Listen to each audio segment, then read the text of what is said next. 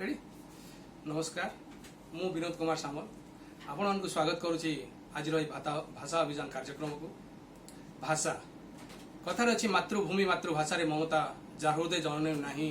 ताकू जदि ज्ञानी गणरे गणिबा अज्ञानी रहिबे काहे। प्रकृत रे भाषा मातृभाषा अति सुंदर जेतबेले कोनोसी मनर भावना कहा पाखरे पहुंचाइबा को हुए मन भितर पहुंचाइबा हुए हृदय भितर पहुंचाइबा एवं अति सहजरे क्या बुझेबा हुए ताले केवल मातृभाषा रे ही पारिबो एवं भाषा माध्यम से जिनस को आम अति सुंदर भाव ताकू बुझाई पारिबा। सेमती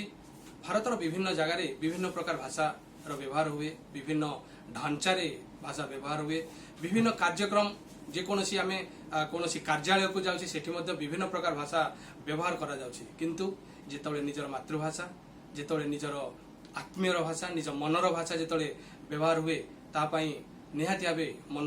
बहुत खुशी हुए एवं कहीं ना कहीं लगे जे नहीं प्रकृत रे मो भाषा बहुत महान बहुत बड़। तो से एमिति आमर यही भाषा अभियान ने आम पाखरे विभिन्न प्रकार हस्ती उपस्थित अछंती एवं सेमानक पई मो पई तो मो मातृभाषा आज्ञा बहुत बड़। तो मु सेही मोर मातृभाषा एवं आपण मानकर यही भाषा अभियान रे कौन रही लक्ष्य बा कौन रही आपण मानकर मतामत तापाई मो पाखरे छोट तीनोटी क्वेश्चन अच्छी। प्रथम क्वेश्चन है जे